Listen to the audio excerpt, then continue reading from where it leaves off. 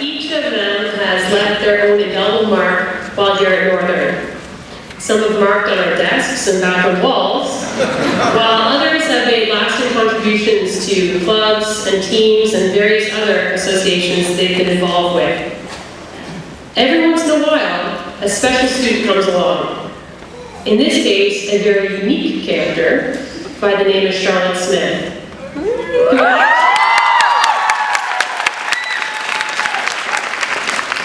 who actually leaves a mark on our hearts. A couple of months ago, unusually nervous, Charlotte approached me after one of our softball practices and asked if I would introduce her at commencement. For once, I was speechless. Typically, an English or history teacher is asked to do the honors, not the phys ed teacher. It's like I've been promoted to the big leagues. But it does make sense. Apparently, Charlotte and I are fairly similar. Obviously, we're gorgeous, highly intelligent, incredibly athletic, enjoy colorful language, and have a profound appreciation of sarcasm. To top it off, I've had the pleasure of being her teacher for 3 years and her softball coach for the past 4 years. It has been an honor to watch Charlotte develop as not only an athlete, but as a person. She's a wonderful teammate, a terrific classmate, a gifted public speaker, and is an extraordinarily talented artist. And if you have a moment, you should take a look at the mural that she's created outside on the lockers of the English department. It is truly phenomenal. You know, I've overheard some kids say that Charlotte is like a mini me. And I hope it's not an insult to you, Charlotte, because to be likened to the Northern's Valedictorian is A-okay by me. Without further ado, the class of 2015 Valedictorian, Charlotte Smith.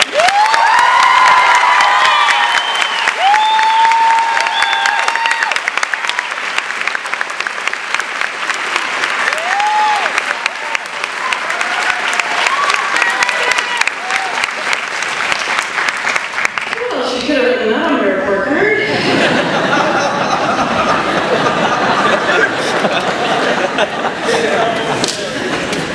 Good afternoon, friends, family, and faculty, and welcome to the graduating class of 2015's Victory Parade.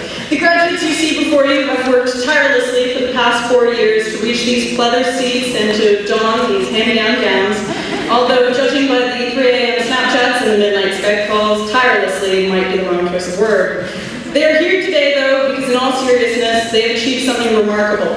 They have committed to their own success and invested in themselves. And if I had a glass of champagne, which I definitely wouldn't because I'm not 19, I would raise it to you, the family of the graduates. You have herded and cajoled us into the successes you see before you. You have stood by us from the good times to the bad times and right on back again. And most importantly, you have supported our Netflix addiction, which we really thank you for. I will continue to hold my imaginary champagne glass and raise it in a toast to those who have also had a hand in our journeys from the tender age of grade 9. To the custodians, thank you for continuing to hold together the structural integrity of the school, both literally and metaphorically. To the secretaries, thank you for being the single most intimidating people in the school. And the first line of defense against teenage confusion.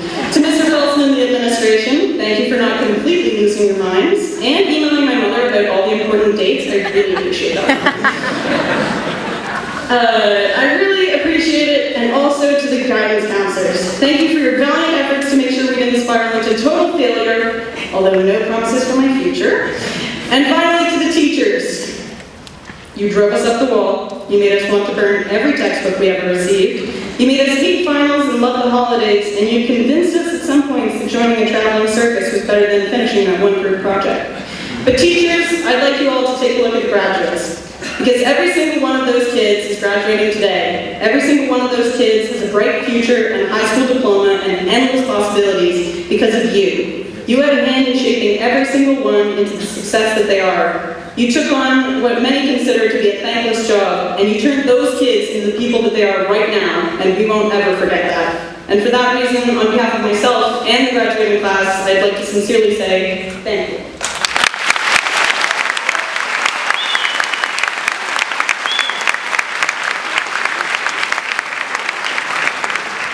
Graduates, how you doing? We've spent a long 4 years together here, you and I. It feels like just yesterday we were on that backfield making very intense eye contact with our shoes, huddling with the friends we already knew, and trying to look cool while playing name games with the buddies, which is very difficult. We've seen each other grow, both figuratively and literally, and we've shared experiences some kids never should. For example, I'm pretty sure I have a small germ colony living in my stomach from the 2 times I swam in the bathtub that we call a pool. We've also shared memories I won't ever forget, like sitting on the front lawn in the shadow of the school, listening to students channel their inner Jimi Hendrix and Lana Del Rey, and wondering when Urban Outfitters started sponsoring our school. We've seen the fall of the lanyard era, and the rise of the Canada Goose jacket Uggs leggings combo. And we all know that red, blue, and gold could take red and gray any day. We've seen people shuffle the halls in pajamas on normal days and normal clothes on pajama days. We've seen the drama kids and the music kids battle it out for loudest hallway, and we've all asked the inevitable question of, how many exams do you have this year? Only to have your friend whisper, 7, as their eyes watch their lives flash before them. We've heard the jail call more than we've heard our school fight song, and we've all dreamed of a future where walking through the south doors during the winter isn't an activity involving hip waders. We've never forgotten those who have left empty lockers in their wake as they betrayed us to the dark side of life and speed. And we've watched each other go from tiny niners to somewhat less tiny seniors. We've watched each other crack under pressure and triumph over adversity. These halls hold emotions and memories and stories that could only be told by those who have walked them. So if only these walls could talk, huh? They'd probably talk of Halloween dances, both scandalous and non-existent, of lunchbox both treasured and abandoned, of friends made and friends lost, and of tears of both sadness and joy. They would laugh about our proposals, which included everything from burgers to pizzas to roses stuck in butt cracks. They would peep at the gossip traded between washroom stalls and locker doors. They would outright sob at our dedication to Imbis, Subway, and Popeyes. But they would speak softly of the immature kids who turned into young adults. We grew up in these halls like no one else ever has or ever will. We made these halls sing like the chorus in a cathedral, singing the hymns of our past, present, and future. We made these halls groan with the weight of the pressures we felt. We made them bend and buckle, but we never let them break. But oh, how we sometimes thought they would. We are the lost ones, caught between the stresses of our parents and the destinies of our children. We have seen the light at the end of the tunnel flicker and blink and sometimes die out. We have seen the frowns crease our elders' brows so deeply that they fold like a dog-eared book. And we have seen the smiles of our friends that split them open like cracking a window on a sunny day. We have been illuminated by Northern's lessons, like a beacon shining in the infinite darkness of a teenage wasteland, a testament to the commitment of those who teach us, the ones who have imparted knowledges and wisdoms and no small amount of pointless information. Listen to your heart, they would say. Follow your dreams, they would exclaim. I know, because I've been there. See, when I was little, I was the kind of kid who liked to pretend that my bike was a fire-breathing dragon and that my street was a forest filled with magical creatures and characters of every kind. I would play outside for as long as possible, turning hockey sticks into swords and helmets into battle armor, but pretend was all it was. They were still just shadows of the reality I wished to live, and I would only go inside when the streetlights came on, and it was time for all that was pretend to enter the reality of my dreams. And at one point in my life, the streetlights turned off and never went on again. The streetlights stayed off for a very long time, and no one knew but me.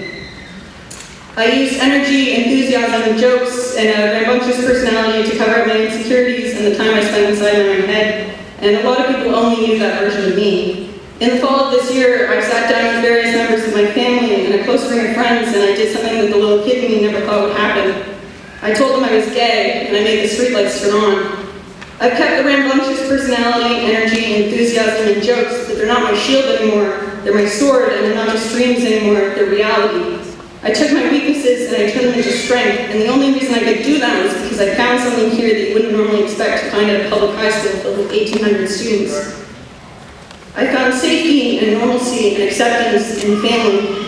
I found friends who would stand beside me, teachers who would hold me up, and a community that would never tear me down. I found strength and courage and bravery and loyalty, and that's what we need to take into the world with us. As we all go our separate ways, as we scatter into the wind and travel across the world, I want us all to carry that with us. I want us to carry what we not only found in ourselves, but what we found in each other.